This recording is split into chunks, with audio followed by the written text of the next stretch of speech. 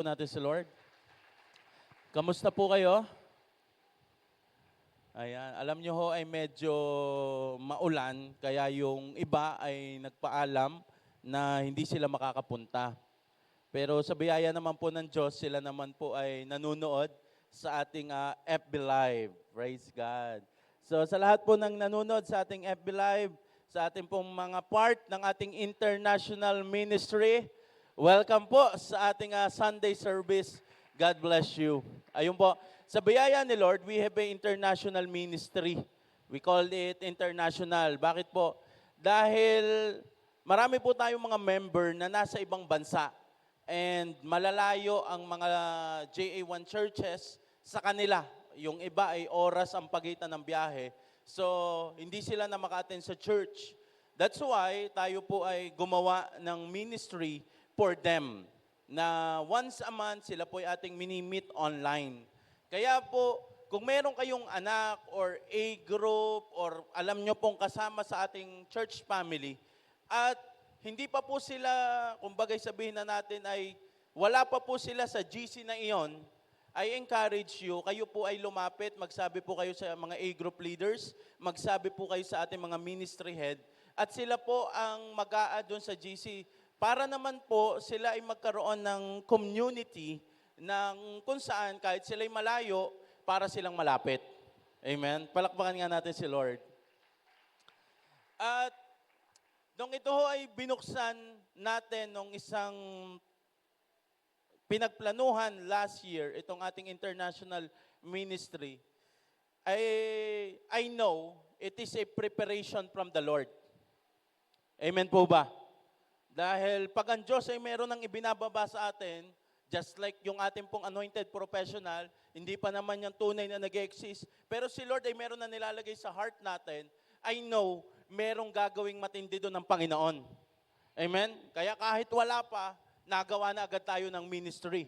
At sa biyaya po ng Diyos, alam niyo po ba, sa taong ito, marami po tayong mga A-group leaders ang pupunta sa ibang bansa. Amen. Palakpakan nga natin si Lord. Banda-banda riyan, sila'y magte-testify or maybe ako ang magte-testify sa kailang kwento kung paanong ang Diyos ay kumilos. Alam nyo, sabihin mo sa iyo nasa kaliwat kanan, grabe ang pabor ngayong taong ito. Amen? They are our leaders na nandito po sa church and then sila po ay paalis. At sa biyaya ng Diyos, meron din tayong mga leaders na nasa ibang bansa na pauwi din ngayong taon. Palakpakan natin sila. Yung iba'y paalis, yung iba'y pauwi. At sa biyaya ng Panginoon, makakasama po natin sila dito po sa church. At yung iba, they are testifying, nakaka-receive na po sila ng promotion. Yeah, praise God. And also, I want to recognize, yung pong kinukwento ko sa inyo noon, estudyante ko sa Kalaka Academy.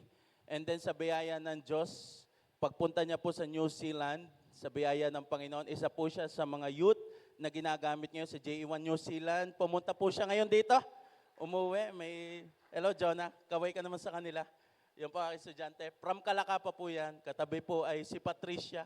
Kalaka din, estudyante ko din. Meron pa akong hinahanap na isang estudyante ko rin nandito. Mga taga-Kalaka din. So praise God. Palakpakan nga po natin si Lord. Praise God. Ang daming ginagawa ng Panginoon sa ating buhay. Okay, let's start to our topic. We're still on the series of what? New assignment to love. Amen? Binibigyan tayo ng Panginoon ng bagong utos or actually it's not bagong utos, kundi ito yung pagpaparefresh, pagpaalala na na tayo daw po'y magmahal. Last week, we talk about churchmates. Sino ho dito mahal na ang kanyang ka-churchmate? Amen? Mahal na ang kasamahan dito sa loob ng simbahan. We enjoy the fellowship ng bawat isa. Nagkaroon ng restoration. We enjoy the church. So ngayon linggo naman, we will talk about the heart of Jesus. Amen? Ano nga ba ang laman ng puso ng Panginoong Yesus? Luke chapter 15, verse 1 to 7. Tax collector and other notorious sinners often came to listen to Jesus teach. Verse 2, this made the Pharisees and the teachers of the religious law complain that he was associating with such sinful people, even eating with them. So, Jesus told them the story. If a man has 100 sheep and one of them get lost, what will he do? What will he do? What he'll, won't he leave the 99 others in the wilderness and go to search for the one that is lost until he finds it? Verse 5, and when he has found it, he will joyfully carry it home on his shoulder. Verse 6, when he arrives, he will call together with his friend and neighbor, saying, rejoice with me because I have found my lost sheep. Verse 7, in the same way, there is more joy in heaven over one lost sinners who repent and return to God than over 99 who are righteous and have not strayed away. Praise God. Ang audio ko ay malinaw dyan sa inyo. Okay lang ang audio? Hindi naman sabog. Okay, praise God. Pakiramdam ko kasi ay sabog dito sa akin sa taas ang audio. Okay. Si Jesus ay nagsasabi lagi ng mga parables. Bakit? Kung ano ang ikwento ng Panginoong Yesus, mga talinhaga, ganon ang kingdom movement. Si Jesus ay nagawa or nagsasabi ng mga illustration para mas maintindihan natin kung paano kumikilos ang langit. Every action, every story ni Jesus, makikita natin doon ang puso ni Father God. Kaya po this week, kung last week we talk about love sa ating ka-churchmate, ngayon naman pong week, we will talk about agape love. Ano po yung agape love? It is the love of, kind of love na ganito. Unconditional, selfless, and sacrificial love. At itong agape love na ito, it comes from God's own nature and character. Pastor, paano kumikilos ang agape love? It seeks the best for others even when they don't deserve it.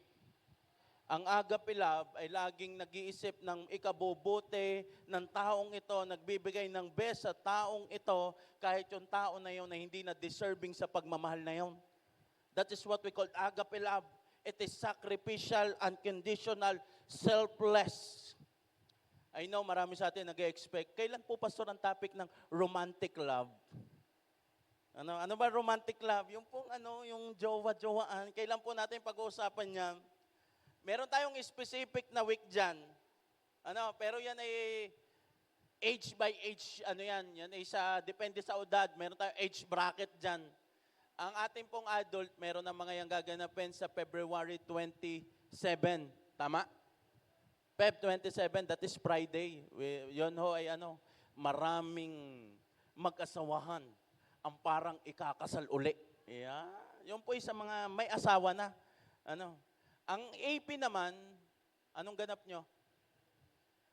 Wala. Mag-badminton sa February 14. Yan mga yan ay they are busy kaya na lang ang mga yan.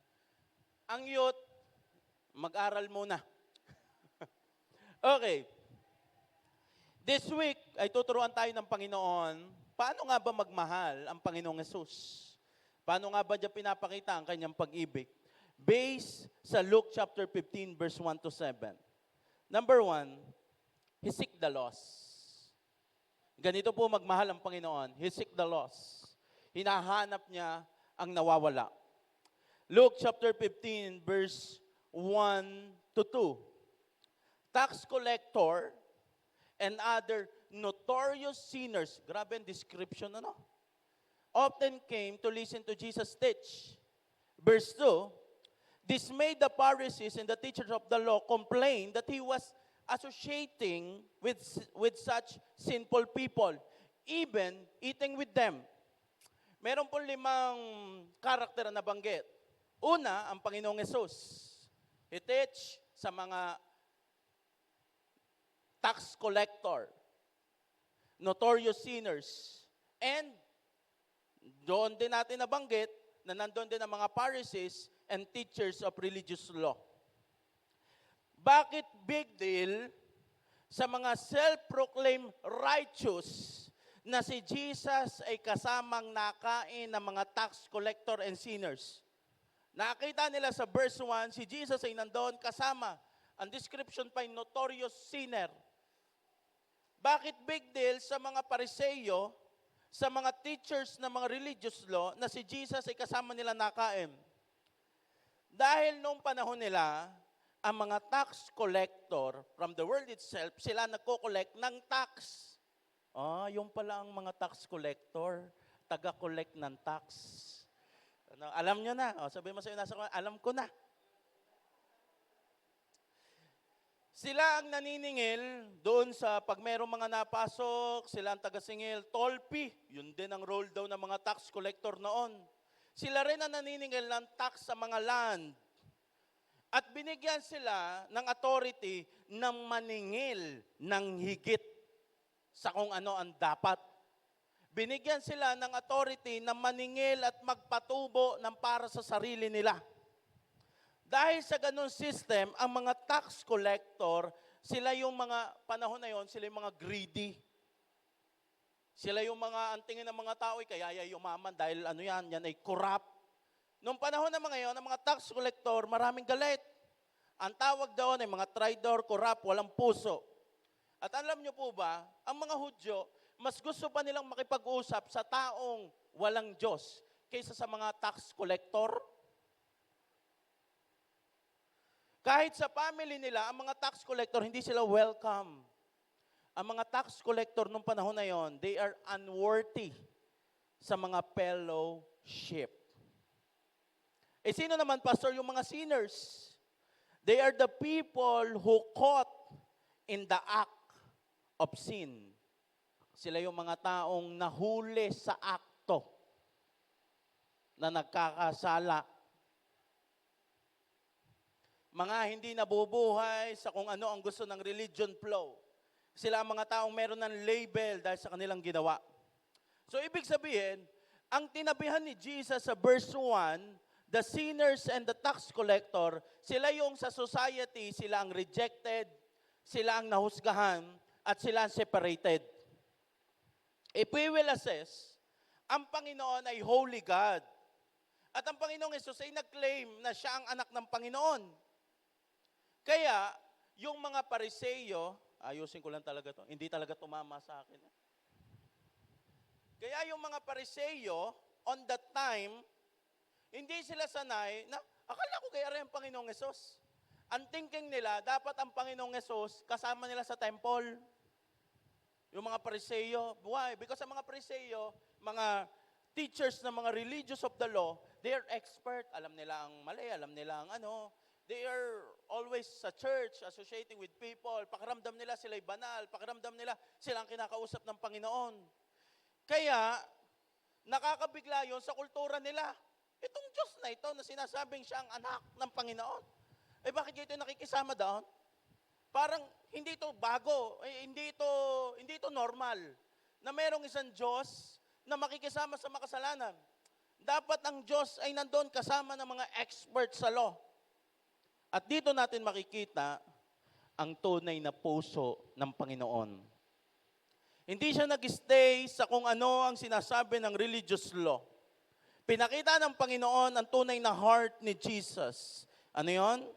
To seek the lost. Hanapin ang mga nawawala. At kung ganon ang kilos ng langit noon, ganon pa rin ang kilos ng langit ngayon. Our God is very personal. Saan? Ang Diyos ay patuloy na naghahanap sa mga taong ang thinking nila sa kanilang sarili, ang kailang past ay full of mistake. Ang Panginoong Hesus ay patuloy pa rin naghahanap to those people who are suffering sa addiction, even sa crime, and even broken relationship. Kung yon ang tinatabihan ng Panginoon noon, siya pa rin ang tinatabihan at tinahanap ng Panginoong Hesus ngayong oras na ito. Ang Diyos ay nakitambay, nakiupo sa mga taong binigyan na ng label ng mundong ito based sa kanilang lifestyle and choices. Alam mo ga, mga tinabihan ni Jesus, yung meron ng mga label, yung sinasabihan na, ikaw na may wala na mararating, kay mahina, ikaw si takot. Ang tinabihan ni Jesus, yung ang thinking ang tingin ng mga tao, yan manluloko, scammer, chick boy, pariwara, yay takaw gulo, walang ambag. Nakitambay si Jesus sa mga taong pakiramdam nila rejected na sila. Pinuntahan niya ang mga taong akala nila hindi na para sa kanila ang simbahan at ang langit. Paano kumilos ang langit? Luke chapter 15 verse 4. If a man has 100 sheep and one of them get lost, what will he do? Won't he leave the 99 over in the wilderness and go to search for the one that is lost until he finds it? Alam ng Panginoong Hesus dumating yung mga Pariseo, pinag-uusapan, yan hindi yan tunay na Kasi yan, sinasamahan yung mga makasalanan. Kaya si Jesus, anong ginawa niya? Nagkwento. Si Jesus, inong panahon na yun, magaling magparinig. Kung ikaw ay merong 100 tupa at nawala ang isa, di ka't iiwanan mo ang 99 at hahanapin mo yung isang nawala hanggat iyong makita. At sasabihin ko sa iyo, ganon kumilos ang langit. Handang iwanan ang mga naligtas para sa isang nawawala. Ang Diyos ay ganito tumingin. Bakit po sheep? Bakit ho tupa ang laging in-illustrate ng Panginoon? Alam niyo na kung paano magkikilos ang tupa. Matthew chapter 9 verse 36. When he saw the crowd, ito po ang Panginoong Hesus, nakita niya ang daming tao, papalapit. When he saw the crowd, he had compassion on them. They were confused and helpless, like sheep without shepherd. Alam niyo po ba ang Panginoong Hesus, pag natingin sa atin, ang tingin niya sa atin para tayong tupa? Basta pag ang Diyos ay tumitingin sa atin dito sa lupa, hindi niya nakikita ang status ng iyong buhay. Hindi niya nakikita kung ang itsura ng iyong mukha. Hindi niya nakikita ang lagay, kung ikaw bagay nakasimangot, kung ano. Pag ang Diyos ay tumingin, it doesn't matter kahit gaano ka ka-successful, hanggat wala kang shepherd, ang tingin sa iyo ng Panginoon, you are confused, you are helpless. Ikaw ay naharas ng mundong ito. Ganon ang tingin sa iyo ng mundo. Kahit pa ikaw ang tingin mo, yung security mo, you have all the money. Pero hanggat wala ang shepherd, hanggat hindi nagtatagpo ang pag-ibig ng Panginoon, isa lang ang tingin sa iyo ng Diyos sa langit. Ang anak ko very confused Nagtrabaho masyado na nagpapadala sa mundong ito, pero sa tunay, directionless naman ang buhay. Ang anak kong ito hanggat wala ang shepherd, napaka-helpless, hindi kayang tulungan ng sarili. As we go back to the verse, 100 ng tupa na wala ang isa, ibig sabihin, may value ang isa. Sabi mo sa iyo nasa kaliwat kanan, may value ka. Sino mag-aakala sa 100? Paano mo pa mapapansing may nawalang isa? Pero, ang in-illustrate ni Jesus, kung meron kayong 100 na wala ang isa, di ka tahanapin mo. Ibig sabihin, kung tayo nga dito, minsan na lang, pag may nawalang isa, hindi na hinahanap, bahala na yun. Ang Panginoon na hindi gayon Nung may nawalang isa, okay, yung 99, kayo naman ay safe. Diyan muna kayo. Pupuntahan ko lamang yung isang nawawala. At ito ang matindi. Hindi lamang niya hinanap. Hindi siya natigil hanggat hindi niya natatagpuan. Anong klaseng love yun, Pastor? Imagine this. Pag tayo'y naghahanap, pag ayaw magpahanap, natigil na tayo. Tama? Basta ako nag-effort Hinahanap ko, wala talaga Basta ginawa ko ng best ko. Ang Panginoong Hesus, hindi ganon. Ganito kumilos ang langit.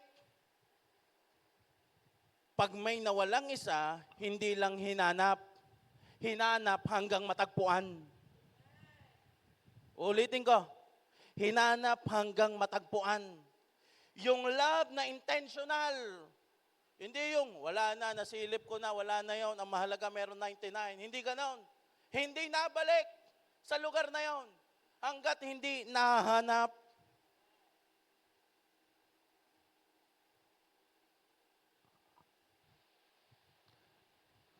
Alam mo ga, kaya ikaw ay nandito, hinanap ka ng pag-ibig ng Diyos. Kaya ikaw ay nandito ngayong oras na ito. Kung naghahanap ka ng pruweba na ang pag-ibig ng Diyos ay tunay, well, yung dumating ka sa lugar na ito at marinig mo ang mensahe na ito ay pagpapakita na nahanap ka ng pag-ibig ng Diyos. At ang Panginoong Yesus ay hindi natigil na hanapin ka. Ang pagmamahal ni Jesus ay hindi isang grupo ng 100 o mahal ko ang JA1 Taal. Hindi ganon. Ang pagmamahal ni Jesus ay personal, individual. Yung hindi niya tinitingnan ang church ng buo. Ang pagmamahal ni Jesus ay very personal. Kung ano ang pangalan mo, yun ang tinitibok, yun ang hinahanap ng Diyos. Kaya if you will assess, the church is not complete without you. Kahit pa kumpleto tayo, mapuno natin ang lahat ng upuan na yan, hanggat mayroong pa ring nawawalang isa, ang Diyos ay naghahanap pa rin. Kaya sabihin mo, tutulungan natin ang Panginoong maghasap.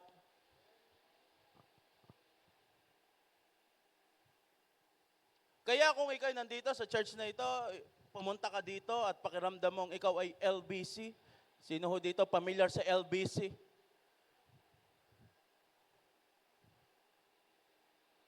Ibahin natin ang spelling. Kung pakiramdam mo na ikaw ay LBC, you are lost, vulnerable, and confused. Automatic yon. Pwedeng nung ang tagal-tagal mo na nabubuhay, wala kang shepherd. Wala ang Panginoong Hesus sa'yo. At alam niyo po ba, ang mga sheep na wala ang Panginoon or wala ang Panginoong Hesus sa kanilang buhay, sila'y ligaw. Sila'y very prone. Hindi kayang protektahan ng sheep ang kanyang sarili. And they are confused, directionless. Kaya, yung shepherd, pinilit niyang hanapin yung isa. Alam niyo kung bakit? Kasi alam niyang hindi na yon magkukusang bumalik. Mamamatay na yun doon sa wilderness. Hindi yung, yan mo na, yun naman ay babalik din. Hindi. Ang karakter ng sheep, pag ito'y nawala, hindi na nito alam ang pabalik. Kaya kailangan may tumakbo at may magsabi, doon uli ang daan. Kailangan may makahanap doon. Kailangan meron uling magsabi doon na dito uli ang daan. Ang sheep, ikaw, o tayo ang tupa. Hindi natin alam ang danger. Alam nyo ga ang tupa, hindi niya alam na kanal na pala yun. Hindi niya alam na meron na pala nakaabang na leon at lobo na pwede na siyang patayin. Hindi niya alam na yung kinakain niyang damo, isang hakbang na lang, bangin na. Hindi yun alam ng shepherd. Hindi yun alam ng sheep. Ang shepherd ang nakakaalam nun. Kaya minsan meron talaga tayo, even us, tayo at yung A-group natin or yung kasama natin sa church, tayo inis na inis. Katagal na sa church. Nung umalis si kadali naman dapat bumalik. Minsan we label them na, bumalik ka, madali lang naman bumalik. Di nga. Pag ang sheep, napaalis sa 99, di na niya na kayang bumalik. Kailangan merong mag-extend ng grace doon. Kailangan merong magsabi doon na dito ang daan. Hello? Hindi nun alam. Kaya minsan yung sheep, umaaray na lang pag nahulog na sa kanal. Minsan meron tayong mga anak na gano'n, no? Minsan ikaw din yon. Di, kaya ko sarili ko. Nung nahulog sa kanal, doon nakitang masakit. Yung, pag gano'n ang katabi mo, sabi mo, tupa ka nga. Bakit? Hindi alam na danger na pala yun eh. Basta nalang subok na subok. Nung nahulog eh, saka naghanap, hindi niya pala kaya.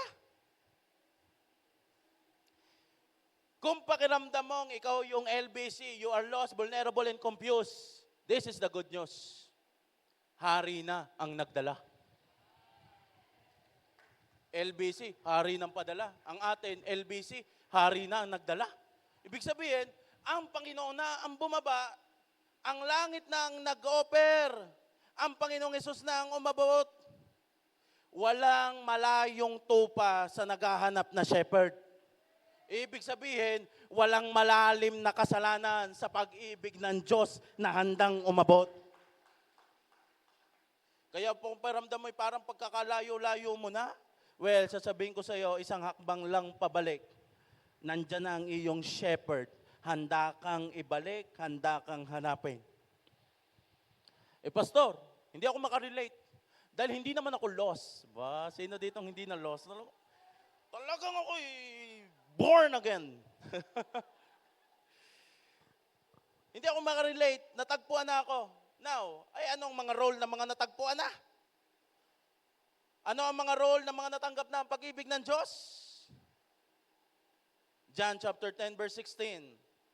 Sabi ng Panginoong Hesus, meron akong iba pang mga tupa na wala pa sa kulungang ito. Kinakailangan silang ipasok ko rin at pakikinggan nila ang aking tinig, sa gayon magkakaroon ng isang kawan na may isang pastol. Sabi ng Panginoong Hesus, yung kayong mga saved na, gusto kong makita ninyo, marami pang hindi saved. Kailangan merong mga tao na makiupo, merong mga taong makitambay, para yung mga tao na yon ay madala sa lugar na kung saan maririnig nila ang mensahe ng Panginoon. At sabihin mo sa iyo, nasa kaliwat kanan, yan ang iyong assignment. Kailangan natin mag-win souls. We need to be the extension ng Panginoon. Representative tayo sa mga lost. Why? Dahil ang mga lost, tanggapin man po natin to or hindi, excuse lang ha. Dahil ang mga lost, hintayin ko lang bumalik, tumapat sa akin.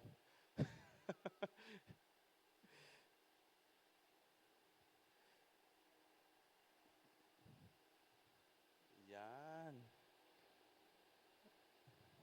Yan.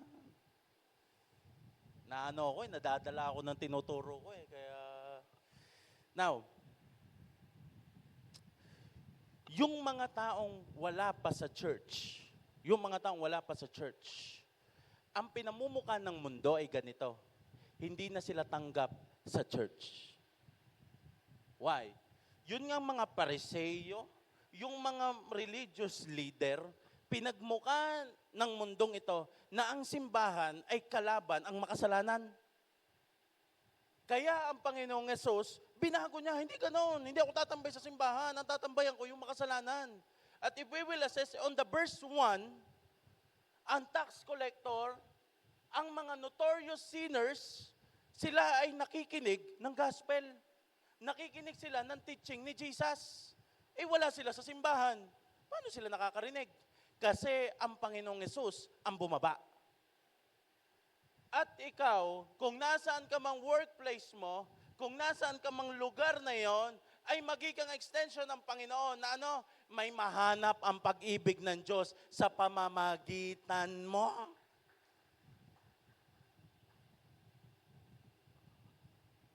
Second Corinthians chapter 5 verse 20. So we are Christ's ambassadors. God is making appeal through us. We speak for Christ when we plead, come back to God. Ikaw ay representative ng Diyos. Ikaw na born again, nakakilala, matagal nang umaattend sa church na ito. Hindi ka lamang basta, Pastor, sa biyaya ng Panginoon, ako ho ay 1 year, no absent. Well, praise God. I thank the Lord for that. Pero it will not stop there. Ikaw ngayon ay ambassador ng Panginoon. Ikaw ngayon ay representative ng Diyos.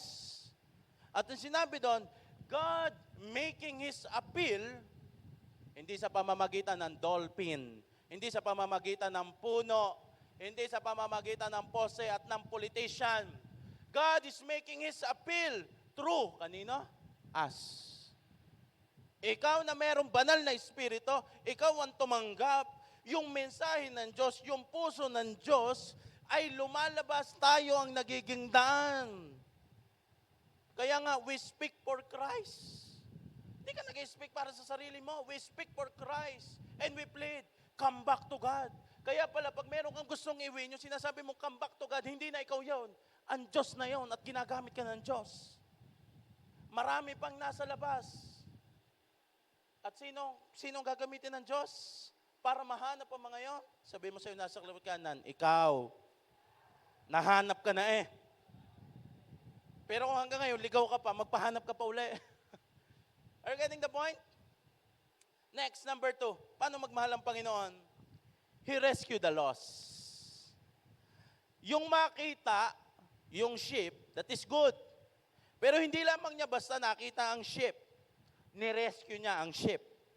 Luke chapter 15 verse 5. And when he has found it, nung nakita niya, he will joyfully carry it home on his shoulder. Nung nakita daw ng Panginoon o nakita ng pastol ang kanyang tupa, hindi lang basta nakita, kundi masaya niya itong nakita at masaya niya itong binitbit, masaya niya itong binuhat. Sometimes ganito tayo eh. Alam mo yung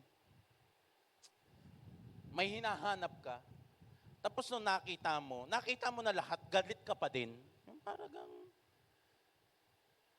minsan, pag meron tayong hinahanap, pwedeng yung shepherd, siya'y irritable, ines, frustrated, doon sa sheep na nawala, na dapat pwede niya sabihin, ako'y nagpapahinga na dapat. Pagkakakulit mong tupa ka.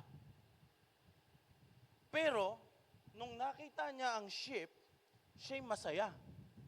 At binuhat pa niya ito at dinala pabalik. At sasabihin ko sa iyo, ganon din ang pag-ibig ng Diyos. Nung natagpuan ka at nung kung sino pang matatagpuan ng pag-ibig ng Diyos, ang Diyos ay hindi galit. Anong pakiramdam ng walang Diyos? Hindi ganon. Layo kayo ka ng layo, hindi mo pala kaya. Ang Diyos ay hindi galit. Every time na tayo babalik sa Kanya. Every time na tayo matatagpuan ng Diyos. Alam mo, ang Diyos ay masaya. At hindi lang ang Diyos masaya, bubuhatin ka pa ng Diyos, ire-rescue ka pa ng Diyos kung saan ka man nakatayo. Hindi tayo pinapagalitan ng Panginoon. Ang nakita ng Diyos sa atin urgency, kailangan mo ng tulong, kaya't bubuhatin ka ng Diyos. Alam ko maraming part ng buhay natin na nirescue tayo ng Diyos. Pero gusto ko mag-focus tayo dito ngayon sa topic na ito. Iniligtas tayo ng Diyos saan? Sa sin and separation. Sa kasalanan at pagkawalay. Romans 3 verse 23. For everyone has sinned, we all fall short of God's glorious standard. Sabi ng Bible, lahat tayo nagkasala. Walang umabot sa kalwalhatian ng Diyos. So, hindi yung, basta kayo nagkasala, yan may intindi ng Diyos. Hindi gayon. Ang pagkakasala ay pagpuputol ng relasyon at pagkahiwalay mo sa Diyos. Hindi yung basta sabihin, ako'y nagkasala, yan ay intindihan, alam na yan ng Panginoon. Hindi ganon. Matindi ang bunga ng kasalanan. Ang bunga ng kasalanan ay hindi pag-abot sa kalwalhatian ng Diyos.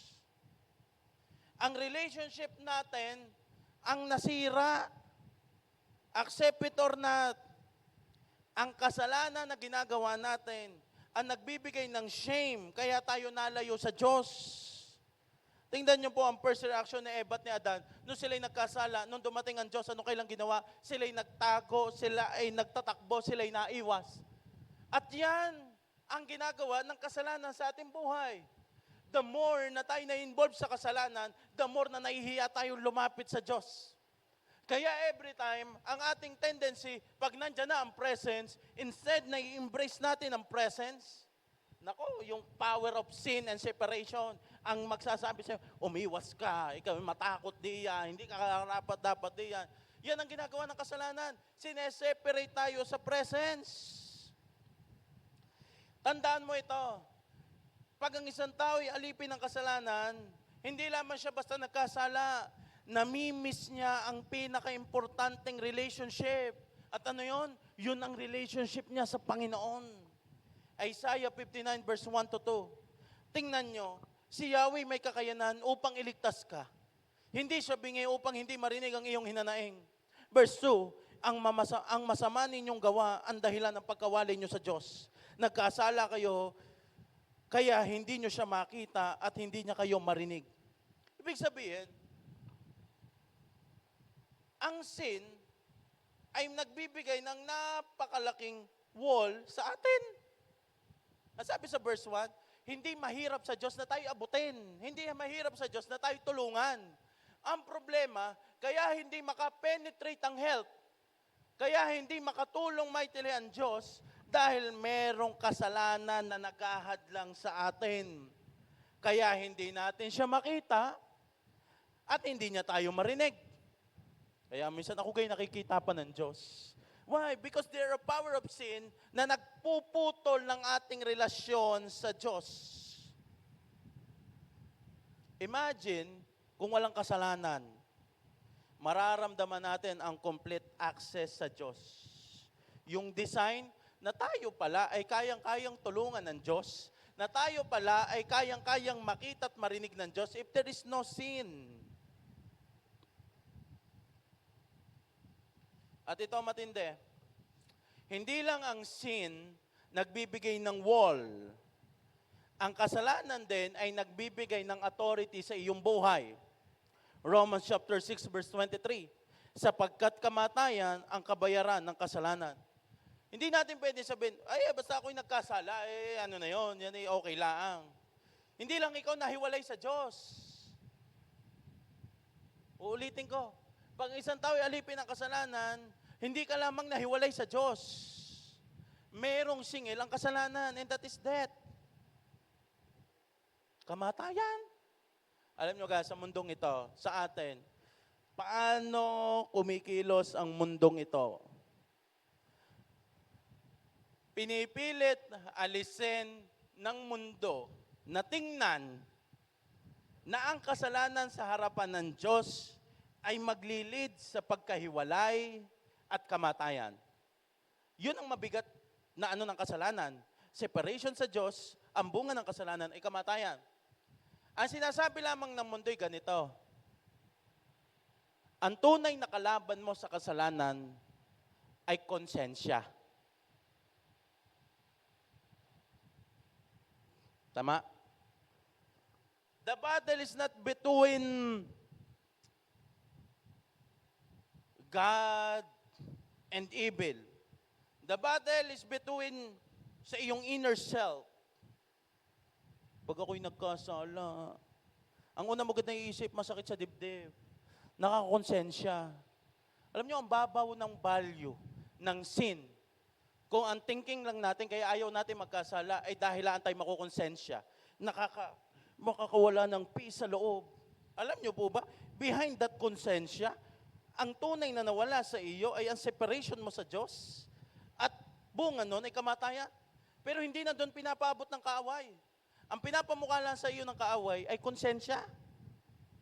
Ang tunay na kalaban daw ng kasalanan ngayon ay konsensya. Kaya anong ginagawa ng tao? Para hindi ka makonsensya, huwag ka nang mag-church.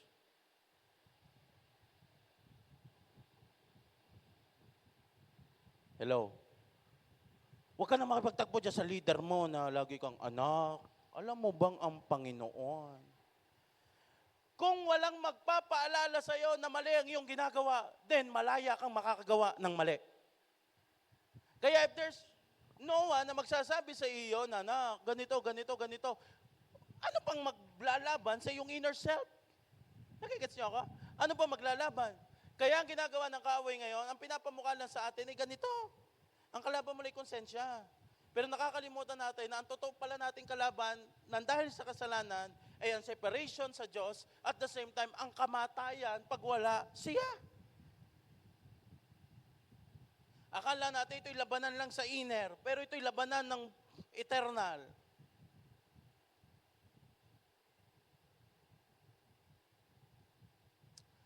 Kaya nasabi ko, it is not all about that feeling ng shame and guilt.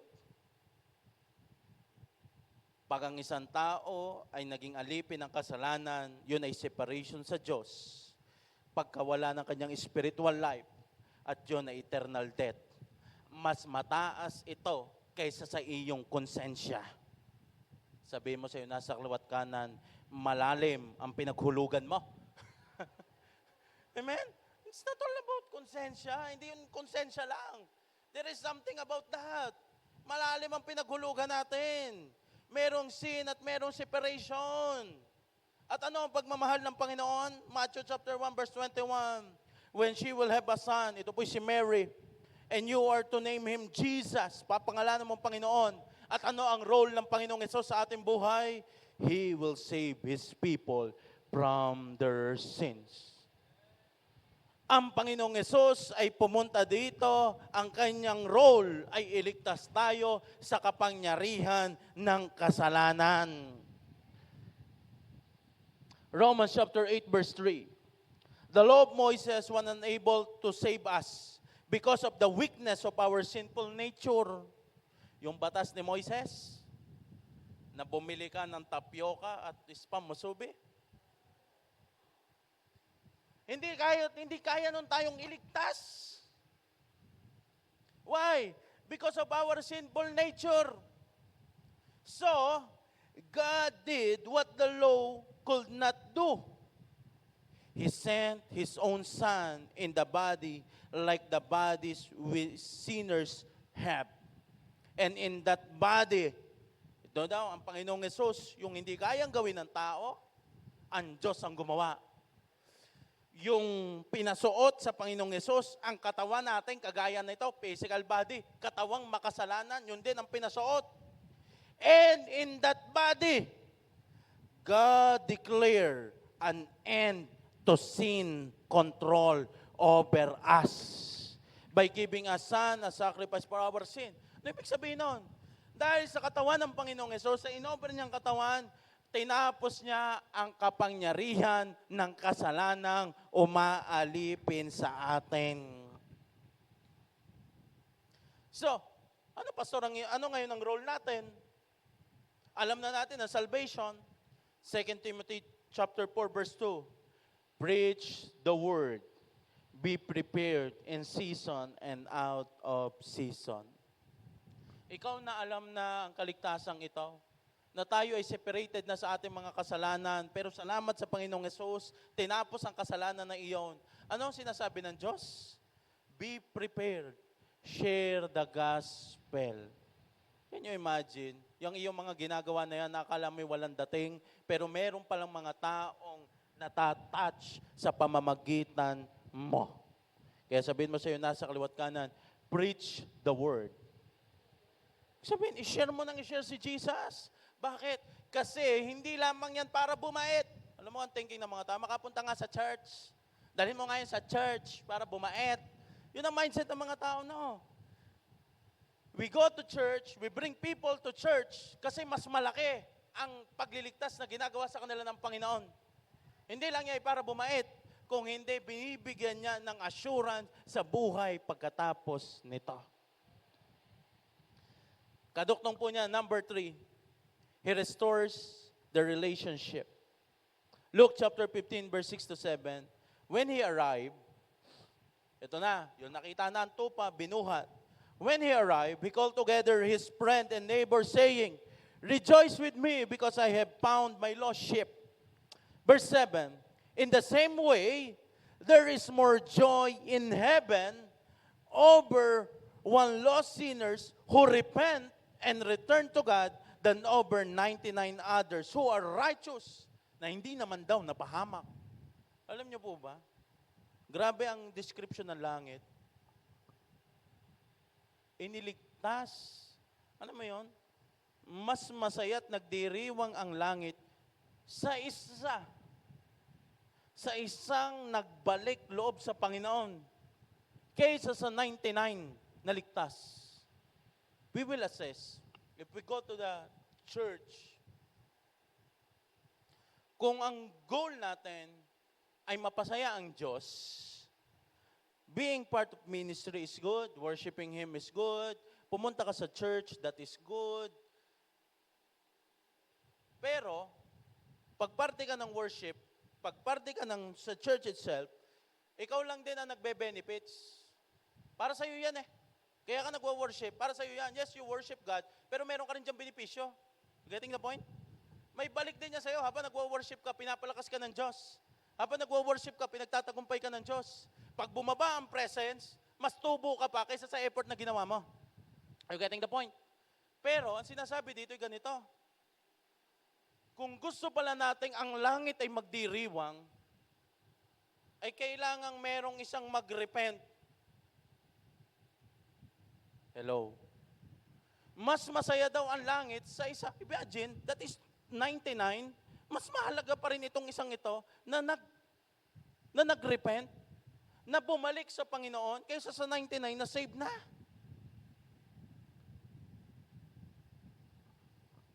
Kaya, kung gusto mo na ang langit ngayong oras na ito'y magdiwang, ako'y nagdiriwang dahil ikaw ay nandito ngayong oras na ito. I'm happy that you are here.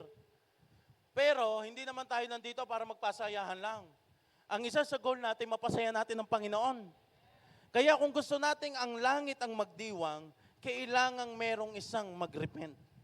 Sabi mo sa'yo, nasa kaliwat kanan, ikaw na ang alay. Pwede kang ikaw na laang. Pastor, ano po ba ang repentance? Magkaiba kasi ang confession at repentance. Confession is admitting and telling to God, Lord, nagkasala ako. That is confession. Umamin ka sa iyong kasalanan. Lord, nangupit ako. Confessing or telling to God kung anong nagawa mong mali. Lord, mali ako. That is confession. Telling God, saying, Lord, nagkasala ako. Ano po, sabi po, wag na akong kumain ng taba. Kumain pa rin po ako. Lord, nagkasala po ako. Hindi ko po sinasadya. Nasuntok ko po yung katabi ko 3 beses. At minsan, akala natin, tapos na yon. Confession is good. Pero, mas matindi ang repentance. Kaya sinabi dyan pala ng Panginoon, ang heaven ay nagre-rejoice over one lost sinner who repent. Hindi, who confess.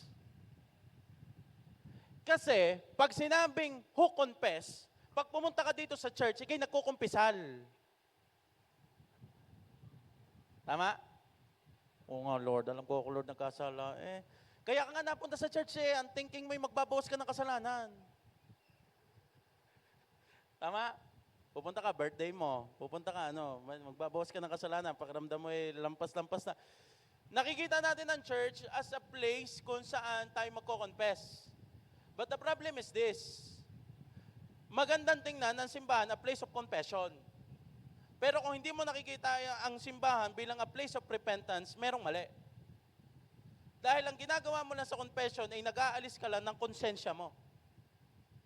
Pero ang ginagawa ng repentance, inaalis mo ang kasalanang umaalipin sa'yo. Laliman natin yung ibig sabihin ng repentance. It means, itong hinahanap ng Diyos. To change one mind, heart, and directs toward God. Not just regret for sin. Yan ang confession Nagre-regret ka lang, nagsisisi ka lang. Ang confession ay pagpapalit ng puso. Ang repentance ay pagpapalit ng puso, ng isipan, at ng direction na ikay papunta dito. Repentance ay pagbalik. U-turn. Sabi mo na sa'yo, nasa kaliwat ka na, your turn. Di ba? Yan na hindi yan. Kasalanan ako, inaamin ko sa Diyos. Problema, inaamin mo nga, dire-diretso ka pa rin naman sa kanal. Repentance is this. Makasalanan ako, at handa na akong bumalik. That is what we call repentance. And church, iyan ang goal ng Panginoon sa buhay natin. Ang repentance ay heart transformation.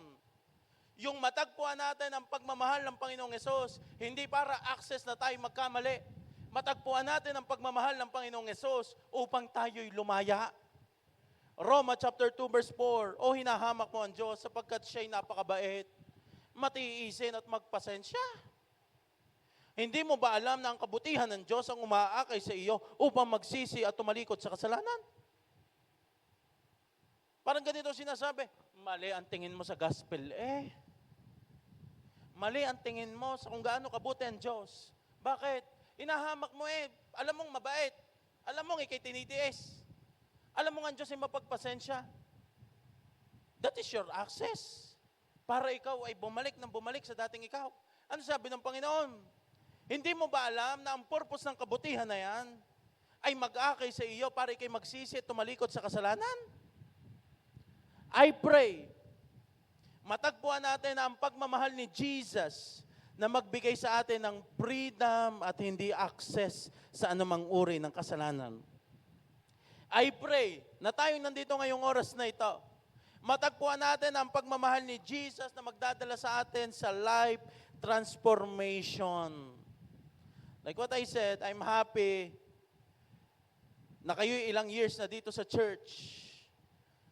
We're happy na you are part of the ministry.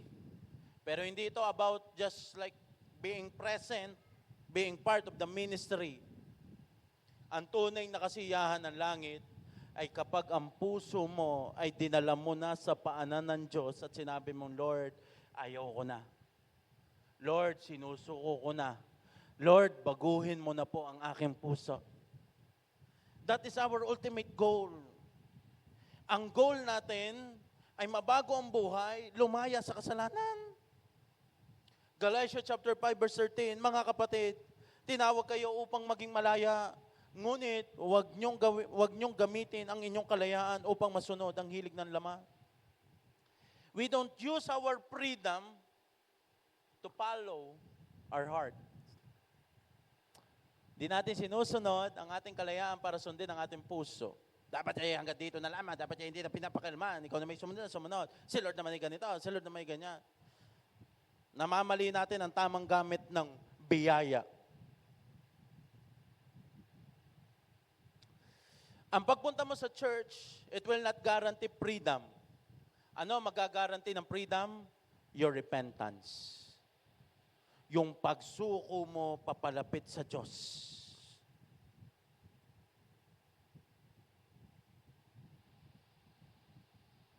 Pastor, ako naman nakapag-repent na. Anong iyong role ngayon? Ang role mo ngayon bilang ikaw ay nakapag-repent, ay di dalhin mo ang ibang tao sa repentance din. 2 Corinthians verse 5, chapter 5, verse 18 to 19. Ang Diyos ang gumagawa ng lahat ng ito. Sa pamamagitan ni Kristo, ibinilang niya kaming mga kaibigan at hindi nakaaway. Pag sinabing kaibigan, sino dito tumanggap na sa Panginoong Hesus bilang kanyang hari tagapagligtas? You accept God as your King and Savior. Praise God. Ang tawag na sa iyo ng Panginoon ay kaibigan. Hindi kanya na tinuturing na kaaway. At ang sinabi doon, bilang ikay kaibigan, pinagkatiwalaan niya kami upang maglingkod ng sa gayon ang mga tao ay maging kaibigan rin niya. Anong purpose ng paglilingkod? Maging part ng ministry? Anong purpose ng paglilingkod mo? Maging part ka lang ng J1 Taal? No. Ang sabi ng Panginoon, ang purpose mo, ikay pinagkatiwalaang maglingkod, hindi lang para sa church, maglingkod ka na ang mga tao din ay maging kaibigan din ng Diyos. Kaya a role, ang paglilingkod ay hindi lang sa loob ng simbahan. Ang paglilingkod ay sa labas din ng simbahan, na yung mga kasama mo ay maranasan din kung ano ang nararanasan mo. Sabihin mo sa iyo nasa kanan, paglilingkod yun. Verse 19, ang ibig sabihin, sa pamamagitan ni Kristo, ang mga tao binilang ng Diyos na kaibigan at hindi na niya tinatandaan ang kanilang mga kasalanan. At kami naman, or sabihin natin, at tayo naman, ay inatasan niyang ipamalita ito. Biruin mo our assignment. Ikaw na nakaranas ng kaligtasan, nakaranas na mahanap, ma-rescue at ma-restore ang relationship, gawin mo rin yan sa iba. May I call the keyboardist? Santiago chapter 5, verse 19 to 20. Mga kapatid, kung may kapatid kayong nalilihis ng landas at may isa namang umakay sa kanya upang magsisi, verse 20, ito ang tandaan nyo, sino mang makapagbabalik sa isang makasalanan mula sa kanyang maling pamumuhay ay nagliligtas ng isang kaluluwa sa kamatayan at nagpapawi ng maraming kasalanan. Imagine the power. Isa lang. Sabi lang ng Bible, isa lang. Kung meron ka daw nakitang iyong kapatid, kasamahan na nalilis ng landas, at merong isang umakay. Alam mo, walang specific eh. Merong pastor na umakay. Merong leader na umakay. Yung isang umakay, ang tinutukoy doon, isang Kristiyanong naiintindihan ng gospel. Isang Kristiyanong in love sa Panginoon. Kaya ang sinabi doon, kung merong nag-aakay sa kanya, someone na lumapit upang magsisi, ibig sabihin, ang repentance, hindi yan basta self-decision ng isang tao, magre-repent na ako. Malaki ang tulong pag merong tumatapik. Malaki ang tulong pag merong lumalapit. Malaki ang tulong pag merong nag-aakay. And that is your role. At ang sabi ng Bible, ito tandaan nyo, sino man makapagpabalik sa isang makasalanan mula sa kanyang maling pamumuhay, ay nagliligtas ng isang kaluluwa. Hindi sinabing bumabago lang ng buhay. Nagliligtas ng kaluluwa, umapawi ng maraming kasalanan. Tingnan mo yung katabi mo, kung gaano kalaki ang value niyan. Kung paano ang langit ay magre-rejoice, diyan, nagre-rejoice. Bakit? Isang tao lang, isang kaluluwa lang, na iyong maakay at madala sa pagsisisi, ang sabi ng Bible, naligtas mo ang taong iyan mula sa kamatayan, at the same time, napawi ang maraming kasalanan. Kapag pala tinatamad na tayo mag-share ng gospel, pag tinatamad na tayo maglapit ng tao, hindi lamang tayo basta hindi na sumusunod. Hindi lamang tayo basta tinatamad. Ang nalolos natin ay ang kaluluwa at ang pwedeng generation na mawin dahil sa Kanya. Now, if you are first time here sa church, kararating mo lang, ngayon mo lang narinig ang mensaheng ito. Pagpunta mo ngayong oras na ito, sinasabi ko sa iyo, may tinanggap kang higit pa sa kayamanan. Ang tinanggap mo ay ang Panginoong Hesus, na iyong shepherd, na iyong pastol, the one who rescue you, the one na naghanap sa iyo, the one na nagbigay sa iyo ng direction. Ang mundong ito ay pinapaikot ka lang sa tinatawag nilang gulong ng palad. Paikot-ikot lang ang cycle. Pero sasabihin ko sa iyo, pinipilit kang patakbuhin ang mundong ito.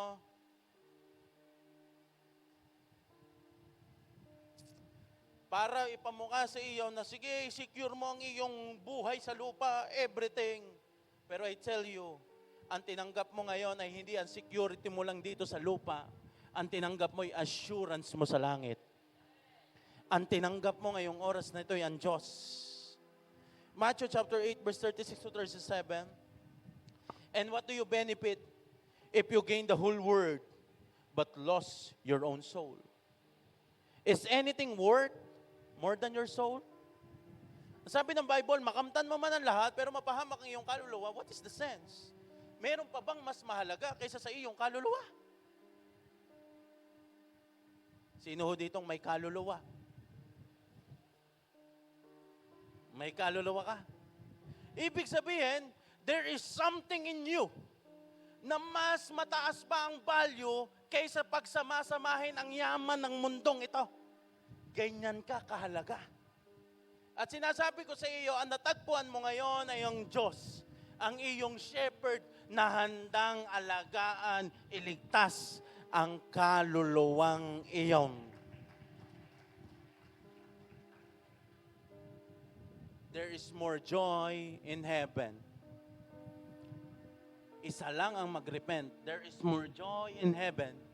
Over 99 na mga saved na. Sino ho dito ngayong oras na ito gusto niyang yanigin ang langit, magdiriwang ang langit? Yes, we're happy. We worship God. Nagdiriwang ang langit. Saya nun. Nataalis ang mga tanikala, nagkakaroon ng freedom. Alam natin na the power of worship. Pero iba pa lang saya ng langit sa mga pusong sumuko at nagrepent sa Panginoon. I encourage you, may please stand right now. Nandito ka na rin naman, natagpuan mo na ang pag-ibig ng Panginoon, natagpuan ka na at nahanap ka na ng pag-ibig ng Diyos. I will tell you to confess. Pero ang sasabihin ko sa iyo, ang challenge ko sa iyo ngayon, is to repent. To repent. Maybe you're confessing. Confession is good. It's part of repentance. Pero magkaroon ka ng desisyon na ang isusuko mo, hindi mo na babalikan. Magkaroon ka ng confession na ang isusuko mo, na ang takbo mo ay papalapit sa Diyos. It is not your usual Sunday service. That you repent and then you repeat. You cry and then mamaya you lost again. Magkaroon ka ngayon ng iyong personal decision na, Lord, kung ako'y sa iyo ngayon, ako'y sa iyo na hanggang bukas, ako'y sa iyo na hanggang sa susunod. That is repentance. Tayong mga andito na, tayo ng mga pinagkatiwalaan ng Diyos. Yayanigin natin ang langit.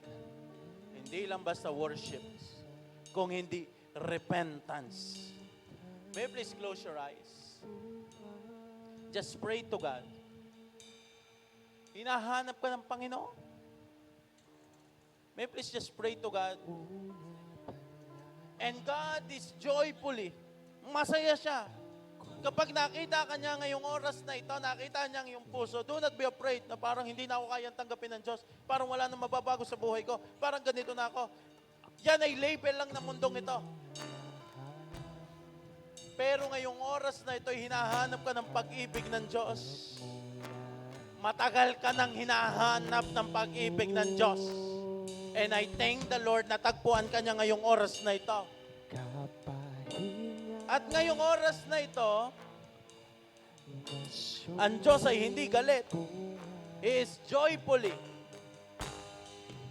Kinukuha ka kung saan ka mang nakabagsak ngayong oras na ito. At dinadala ka ng Panginoon pabalik sa kanyang presensya. The objective ngayong araw na ito is to restore your relationship to God. Come on, repent. Ng pag-ibig mo, It is between you and the Lord. I will give you time to surrender everything to God. At kaligtasan,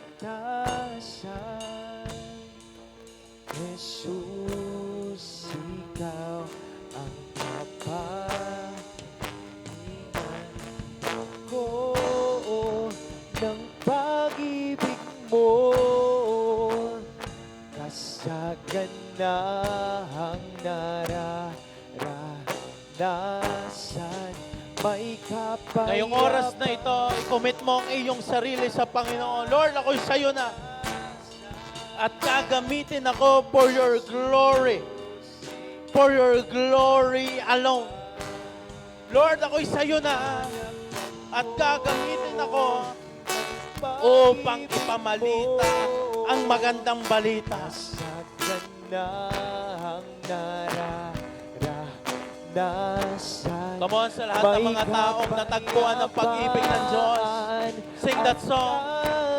Kaligtasan, Jesus, ikaw ang kapahinanap ako ng pag-ibig mo, kasaganahang kapayapaan at kaligtasan. Just close your eyes. Jesus, ikaw ang With all your heart. hinahanap ako. Na alam mo sa sarili mong hinahanap ka ng pag-ibig ng Diyos. Kasaganan ang naranasan, may kapayapaan at kaligtasan. Jesus, ikaw ang hinanap ako ng pag-ibig mo. Kung pakiramdam mong ikaw yung lost, I tell you, hinahanap ka ng pag-ibig ng Diyos. At hindi ka lang niya basta hinahanap, nire-rescue ka niya. At nire-restore niya ang relationship mo.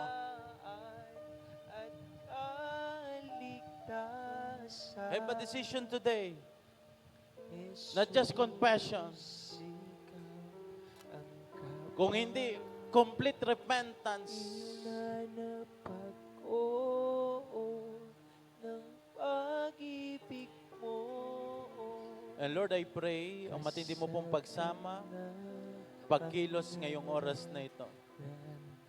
Lord, in your word, may kapayapaan lahat, at I give you a time to repent, to surrender everything to God. In the book of John chapter 10, yung pinag-usapan natin kanina, marami pang pastol na nawawala. Alam mo ba sabi ng Panginoon doon? Lahat ng mailagay na sa kamay ng Panginoon, no one can snatch them. Wala nang pwedeng kumuha sa kamay ng Panginoon. Kaya ngayong oras na ito, ilagay mo ang iyong sarili, isuko mo ang iyong sarili sa kamay ng Panginoon. Na alam mo sa iyong sarili, wala nang kukuha sa iyo at ikaw ay iingatan, hinanap, ni-rescue na ng Panginoon. Lord, salamat po. We sealed everything with your most precious and powerful blood. Sa iyo ko po, Panginoon, pinagkakatiwalaan lahat ng bagay. In Jesus' name, everybody say, Amen and Amen.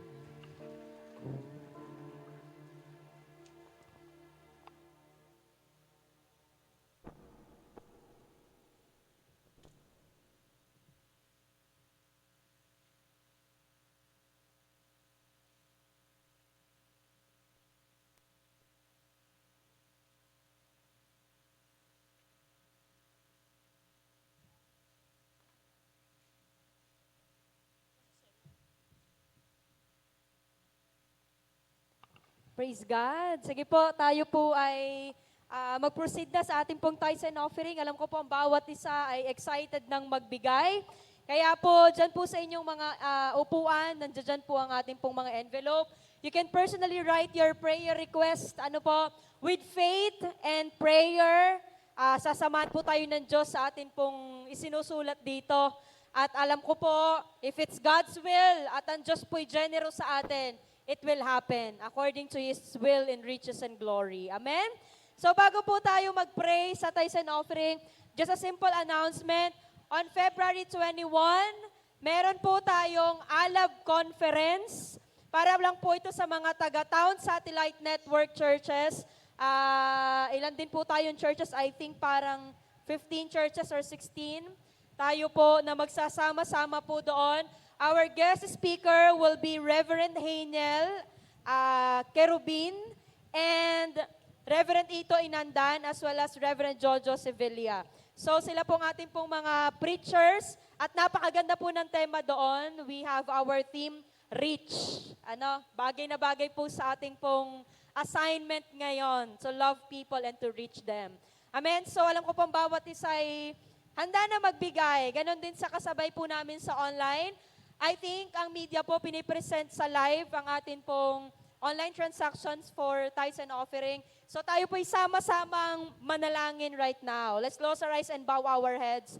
Oh Heavenly Father, Panginoon, Maraming pong salamat, Lord God, sa lahat po ng pagpapala at answered prayers namin pong natanggap. Lord, sa oras na ito, as we give back our tithes and offering, Lord God, maparangalan ka po namin.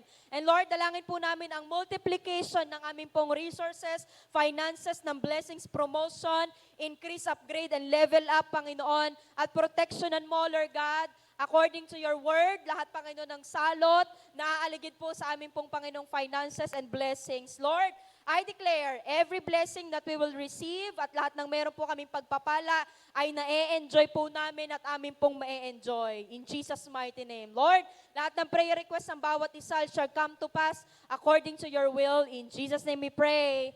Amen. Amen. Pwede na po tayo magbigay. Anyways, may nagtatanong pa rin po about giving of first fruit, kung pwede pa din po ba daw? Pwede pa po, kung if it's still your first. Ano po? God bless everyone.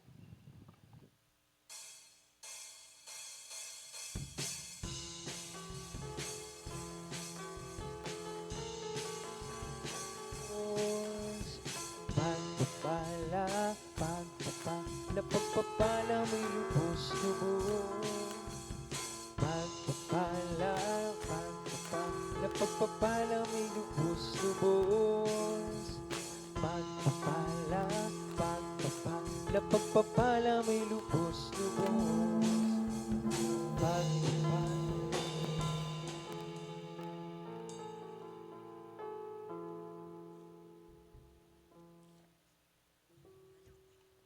Praise God. Sige po, atin po ipag-pray ang ating mga tithes and offering. Panginoon, inihahandog po namin sa iyo mga tithes and offering na ito. Maging mabangon sa iyo sa iyong harapan. Magamit, God, for your glory alone. In Jesus' name, amen. Pag-pray po natin ang bread and juice. Panginoon, sa pag-partake po namin ng bread and juice na ito, mag-manifest po ang totoong essence nito. In Jesus' name, amen.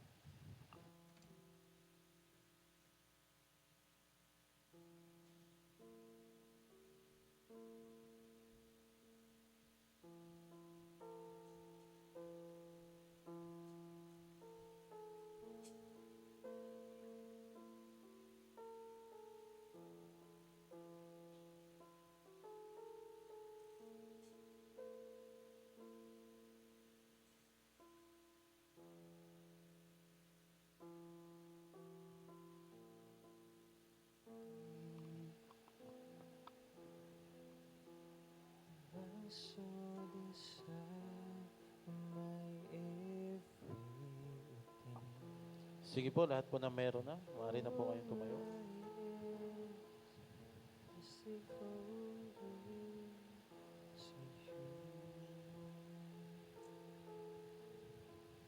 Para po sa lahat na meron na, pwede na po kayong pumikit.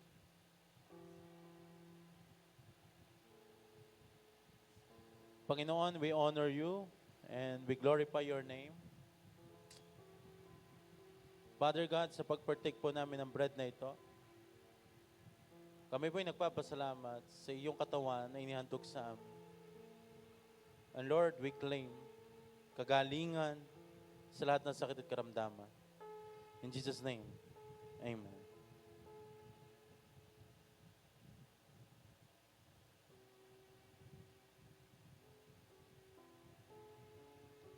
Panginoong Yesus, salamat po sa iyong dugo na patuloy na luminis sa lahat ng aming karumihan.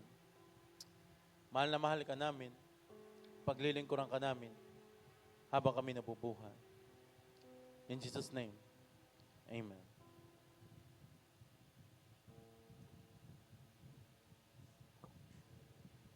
Praise God. Sige po, tayo po manatili nakatayo at ideklara po natin katagumpayan ng ating Diyos.